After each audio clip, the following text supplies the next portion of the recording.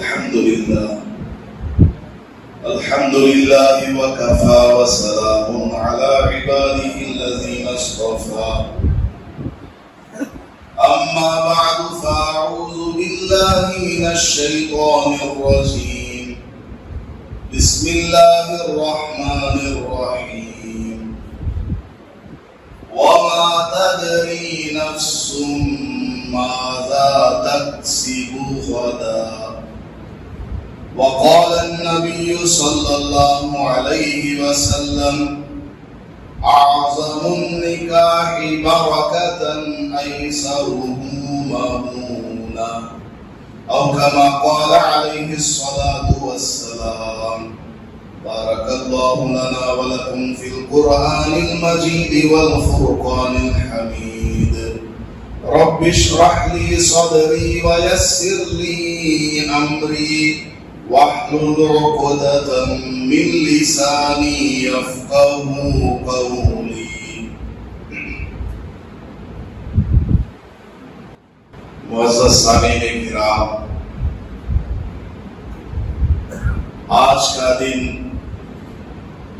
میری زندگی میں اور ممکن ہے آپ کی زندگی میں پہلا ایسا دن ہے جس میں ہم ایسی برکت والی شادی میں عظیم مقام والے نکاح کے اس پرسکون ماحول سے بھرے ہوئے مجمع میں اور مجلس میں تشریف لائے.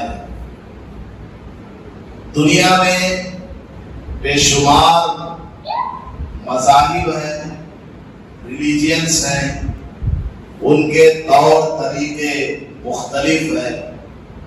اللہ پاک نے ہمیں دین اسلام ایسا ضابطۂ حیات عطا فرمایا ہے جس میں ہر چھوٹا بڑا، امیر غریب، کالا گورا، کسی کی کوئی تفریق نہیں. سب کے لیے شریعت کے احکام یکساں ہیں، برابر ہیں. اور احکام اسلام اس قدر آسان ہے کہ آدمی ارادہ کرے گا، اللہ پاک اس کے لیے عمل کی توفیق عطا فرمائے. حضرت ابو اللیث سمرقندی رحمت اللہ علیہ نے ایک پیغمبر کا واقعہ بیان فرمایا کہ اس پیغمبر نے رات میں خواب دیکھا کہ صبح اٹھتے ہی تم کو 5 کام کرنا ہے. پیغمبر کا خواب وحی ہوا کرتا ہے، بالکل سچا خواب. پیغمبر بیدار ہوئے، صبح اٹھے، خواب میں 5 کام کرنے کو کہا. سب سے پہلا کام اللہ نے یہ فرمایا تھا کہ صبح اٹھتے ہی گھر سے باہر نکلو، جس چیز پر تمہاری نظر پڑے اس کو کھا جانا. پیغمبر صبح عبادت وغیرہ سے فارغ ہو کر اپنے گھر سے باہر نکلے تو آپ کی نظر کس پر پڑی؟ ایک بہت بڑے پہاڑ کے اوپر پڑی. سامنے پہاڑ ہے اور پہاڑ اور ان کے درمیان کوئی چیز نہیں. لیکن پیغمبر تو پیغمبر ہوتے ہیں. اللہ نے حکم دیا ہے کہ اس کو کھانا ہے جو تمہیں پہلے نظر آئے. وہ پیغمبر آگے بڑھے، کچھ بھی ہو جائے اس پہاڑ کو میں چورا چورا کر کے کھاؤں گا ضرور. اللہ نے حکم دیا ہے، میں اس کو کھاؤں گا ضرور. بس آگے بڑھتے گئے. حضرت فقی ابو اللیث سمرقندی رحمت اللہ علیہ فرماتے ہیں وہ پیغمبر جوں آگے بڑھتے گئے وہ پہاڑ ویسے چھوٹا ہوتا گیا. اتنا چھوٹا ہوا کہ پیغمبر جب اس کے قریب پہنچے تو وہ ایک گڑ کا ڈلا بن گیا. حضرت نے اس کو اٹھا کر بسم اللہ پڑھ کر کے کھا لیا. تو خلاصہ یہ ہے کہ آدمی ارادہ کرے گا پہاڑ جیسی مشکل چیز بھی اللہ پاک آسان فرما دیتا ہے. لا یکلف اللہ نفسا الا وسعها. اللہ تبارک و تعالی کسی انسان کو، کسی جن کو ایسے کام کا حکم ہرگز نہیں دیتا جو اس کی قدرت میں نہ ہو، نہ کر سکتا ہو. اللہ پاک کبھی ایسا عادت نہیں دیتا. اللہ پاک نے فرمایا، نبی علیہ الصلوۃ والسلام نے فرمایا کہ نکاح کو آسان کرو، اتنا آسان کرو، اتنا آسان کرو. 1 گھنٹہ بولو، اتنا آسان کرو، اتنا آسان کرو کہ زنا کرنا مشکل ہو جائے. آج کی ہماری یہ جو مجلس ہے انتہائی برکت والی. میں نے سنا، میرے پاس فون آیا عصر کے بعد، تروپتی کی جامع مسجد کے امام و خطیب حضرت مولانا سید جاوید صاحب دامت برکاتہ نے فون پر فرمایا کہ آج ہم رشتہ دیکھنے کے لیے آئے تھے، ہمارا بھائی ان کو پسند آ گیا، ان کی لڑکی ہمیں پسند آ گئی. بھائی یہاں موجود نہیں ہے، اپنے وطن میں. جو لوگ منگنی کے لیے آئے تھے، صرف رشتہ دیکھنے کے لیے آئے تھے، بس وہی 2-4 افراد اور خواتین ہیں. بیٹھے بیٹھے اللہ پاک نے دل میں بات ڈالی کہ جب سب لوگ تیار ہیں، راضی ہیں، تاخیر کرنے کی کیا ضرورت ہے؟ تاخیر نہیں ہونی چاہیے. الحمدللہ سب کی بات سمجھ میں آ گئی. یہ سب اللہ تعالیٰ کرتا ہے. یہ جتنے تروپتی والے یعنی دولہے کی طرف سے لوگ ہیں، سب علماء کا خاندان. بچہ بچہ قرآن پڑھا ہوا، اردو پڑھا ہوا، نماز کا طریقہ بچے بچے کو معلوم. پورے خاندان میں ان کے علماء بنے ہوئے ہیں، حفاظ کرام اور مفتیان کرام بنے ہوئے. بنگلور کے اصل رہنے والے ہیں، اور ان کے گھروں میں جو رشتے آتے ہیں وہ بھی ایسے ہی لوگ ہیں. مفتی شعیب صاحب دیکھ لیجیے، بڑے بڑے لوگ ہیں، علماء کا ایک خاندان ہے الحمدللہ.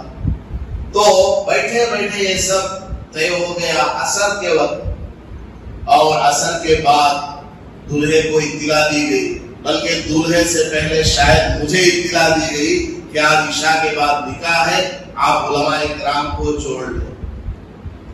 دولہے کو اطلاع دی گئی. دولہا ابھی مغرب کے بعد اپنے وطن سے پنگلور سے سفر کر کے یہاں تشریف لائے. نہ غسل کیا ہوا ہے، نہ کوئی نیا کپڑا ہے، کچھ بھی نہیں، بالکل سیدھا حاضر ہو گئے. ابھی آپ کے سامنے چند منٹوں کے بعد نکاح ہونے والا. ایسا نکاح آپ نے زندگی میں کبھی دیکھا ہے؟ میں نے تو اپنی زندگی میں ایسا نکاح کبھی نہیں دیکھا. 20 پر 2 سال ہو گئے مسجد میں مختلف خدمات کرتے ہوئے. اپنی زندگی میں نے کبھی ایسا نکاح نہیں دیکھا. ہاں سنا ضرور ہے. صحابہ رضی اللہ عنہم میں ایسا ایک واقعہ ملتا ہے. مدینہ منورہ میں ایک صحابی رہتے تھے، بہت ہی خستہ حال، غریب، جیب میں 1 روپیہ نہیں. ان کا نام ہے حضرت جلیبیب رضی اللہ تعالی عنہ. نام بھی بڑا عجیب ہے، آخر میں بتاؤں گا نام کیسے عجیب ہے. حضور اکرم صلی اللہ علیہ وسلم نے ان کو دیکھا بڑے متقی پرہیزگار. حضور صلی اللہ علیہ وسلم نے ایک صحابی سے فرمایا کہ میں تمہاری بیٹی کا نکاح کرنا چاہتا ہوں. انہوں نے اجازت دے دی. آپ تو سرکار دو عالم ہیں، آپ جیسا فرمائے ہم تیار. خیر بات ہو گئی. ایک دن نبی پاک صلی اللہ علیہ وسلم نے یہی جو قریب صحابی تھے، متقی پرہیزگار، حضرت جلیبیب رضی اللہ تعالیٰ عنہ سے پوچھا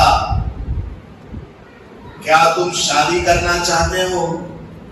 حضرت جلیبیب رضی اللہ تعالیٰ عنہ نے عرض کیا یا رسول اللہ، مجھ سے کون اپنی بیٹی کا شادی کرائے گا؟ میرے جیب میں 1 روپیہ نہیں.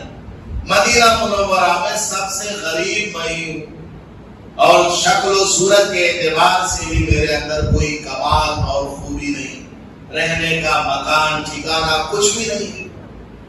آپ صلی اللہ علیہ وسلم نے دوبارہ پوچھا کیا تم نکاح کرنا چاہتے ہو؟ دوبارہ یہی جواب دیا اے اللہ کے رسول مجھے کون اپنی لڑکی دے گا؟ تیسری مرتبہ آپ نے پوچھا کیا تم نکاح کرنا چاہتے ہو؟ تیسری مرتبہ بھی انہوں نے وہی جواب دیا۔ حضرت ابو برزہ رضی اللہ تعالیٰ عنہ اس حدیث کے راوی ہیں، مسند احمد میں موجود ہے اور دوسری کتابوں میں بھی مختلف انداز میں یہ واقعہ۔ حضور صلی اللہ علیہ وسلم نے آخر میں فرمایا جاؤ فلاں صحابی کے گھر جاؤ، جا کر کے میرا نام لے کر کہنا کہ تمہارا نکاح ان کی بیٹی کے ساتھ میں نے طے کیا، جاؤ منگنی ہے ابھی بات کر کے آؤ۔ حضرت جلیبیب رضی اللہ تعالیٰ عنہ تشریف لے گئے، حضور کے حکم پر گھر گئے، دستک دی، آواز لگائی، گھر کے اندر سے انصاری صحابی باہر تشریف لائے رضی اللہ عنہ۔ کہا کون؟ کہنے لگے میں جلیبیب۔ انصاری صحابی کہنے لگے میں تو تم کو جانتا نہیں نہ پہچانتا، غریب آدمی کو کون جانے، بہت کم وہ مجمع میں آتے ہیں، غریب آدمی تو بیچارہ کنارے ادھر ادھر رہتا۔ حضرت جلیبیب رضی اللہ عنہ نے عرض کیا کہ سرکار دو عالم نے آپ کو سلام کہا۔ یہ سن کر ان کی خوشی کی انتہا نہ رہی، وہ صحابی کہنے لگے اچھا حضور نے سلام بھیجا میرے لیے، آؤ آؤ تشریف لاؤ، کیا بات ہے؟ تو وہ صحابی کہنے لگے کہ آپ کی بیٹی کا نکاح حضور صلی اللہ علیہ وسلم میرے ساتھ کرنا چاہتے ہیں، آپ کا کیا ارادہ؟ تو وہ کہنے لگے ان کی حالت انتہائی خستہ، نہ خاندان، نہ نام، نہ نشان، نہ کوئی مقام۔ گھر والی سے پوچھ کے بتا، گھر میں گئے، بیوی سے پوچھا ایسے صحابی آئے ہیں، وہ اپنا نکاح کا پیغام لے کر آئے ہیں، حضور نے بھیجا ہے پیغام کہ ہماری بیٹی کا نکاح ان کے ساتھ ہونا چاہیے۔ تو بیوی نے کہا نہیں یہ تو بہت غریب آدمی ہے، آپ بتا رہے ہیں بہت غریب آدمی، نہ مکان ہے نہ کوئی ٹھکانہ، ان کے ساتھ اپنی بیٹی کا نکاح کیسے ہم کریں؟ یہ میاں بیوی کی بات چل ہی رہی تھی، اندر جو لڑکی تھی اس نے کہا جب اللہ کے رسول صلی اللہ علیہ وسلم کی طرف سے پیغام آیا ہے میں اس کو رد کرنا نہیں چاہتا، مجھے آپ حضور کے حوالے کر دیجئے، وہ جانے اور اللہ جانے، میں اس نکاح کے لیے بالکل تیار ہوں۔ بس آگے مسجد میں نبی پاک صلی اللہ علیہ وسلم نے نکاح پڑھا دیا اور ایک عجیب و غریب دعا دی جو آج تک کسی کو نہیں دی تھی، عجیب و غریب دعا۔ حضرت جلیبیب رضی اللہ تعالیٰ عنہ نے کہا نا کہ میں ایسا غریب کے جیب میں 1 روپیہ نہیں، پہننے کا صحیح لباس نہیں، آپ صلی اللہ علیہ وسلم نے دعا فرمائی اللہم صب علیہم الخیر صبا ولا تجعل عیشہما کدا۔ اے اللہ ان دونوں کے اوپر برسات کی طرح بھلائی کو برسا، خیر کے اندر سب کچھ آ گیا، مال ہے، عزت ہے، برکت ہے، رزق ہے، مکان ہے، جائیداد ہے، مال ہے، سونا چاندی، خیر کے اندر سب کچھ آ گیا۔ ایک کامن ورڈ ہے جو سب کو اپنے اندر لے لیتا، اللہم صب علیہم الخیر صبا، اے اللہ ان کے اوپر خیر کی بارش برسا، ولا تجعل عیشہما کدا، اور اے اللہ ان کی زندگی کو پریشان والی زندگی نہ بنا۔ بس آخری 2 باتیں ہیں، دولہے صاحب تشریف لا چکے ہیں۔ تو آپ صلی اللہ علیہ وسلم کی دعا کی یہ برکت ہوئی، صحابہ بیان فرماتے ہیں وَكَانَ أَكْثَرَ مِنَ الْأَنصَارِ نَفَقَةً وَمَالًا، کہ یہ جو صحابی نکاح سے پہلے ان کی جیب میں 1 روپیہ نہیں تھا، نکاح کے بعد مدینہ منورہ میں سب سے زیادہ مالدار ہوئے، حضور کی دعا کی برکت سے. اور حضرت جلیبیب رضی اللہ تعالیٰ عنہ کا نام کیا ہے؟ جلیبیب، جیم لام با، اس سے یہ نام بنا ہے. جلب، جلب کا مطلب ہے کھینچنا اپنی طرف سب چیز کو کھینچنا، میگنیٹک پاور، ایسا نام ہے ان کا. اللہ پاک نے نکاح کی برکت سے اور دعا کی، حضور کی دعا کی برکت سے مدینہ منورہ میں سب سے مالدار ان کو بنا دیا. تو ایسا نکاح جو آج ہو رہا ہے، صحابہ رضی اللہ عنہم اجمعین کے اندر بھی ایسے بہت سارے نکاح ہوا کرتے تھے. خود ہمارے دارالعلوم دیوبند کے اساتذہ میں کے گھرانوں میں بھی ایسے نکاح کی مثالیں بہت ساری ملتی ہیں. خیر، ہم دعا کرتے ہیں کہ اللہ پاک اس طرح کا نکاح ہم تمام کو کرنے کی توفیق عطا فرمائے. ہمارے علماء فرماتے ہیں شادی کے اندر شین ہے، شین میں 3 نقطے ہیں، وہ تینوں نقطے ہٹ جائیں تو شادی سادی ہو جائے. شادی میں 3 نقطے ہیں. پہلا کیا ہے؟ شادی میں چرچا نہیں ہونا، شادی میں پرچہ نہیں ہونا، ویڈنگ کارڈ، شادی میں خرچہ نہیں ہونا.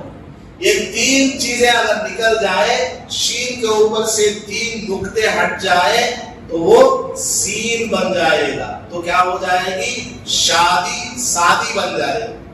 اللہ پاک ہمیں اس طرح کی نکاح والی مجلسوں میں زیادہ سے زیادہ شرکت کرنے کی توفیق عطا فرمائے. آج کا جو نکاح ہو رہا ہے یہ دنیا کے لیے ایک مثال ہے، ایک ماڈل ہے.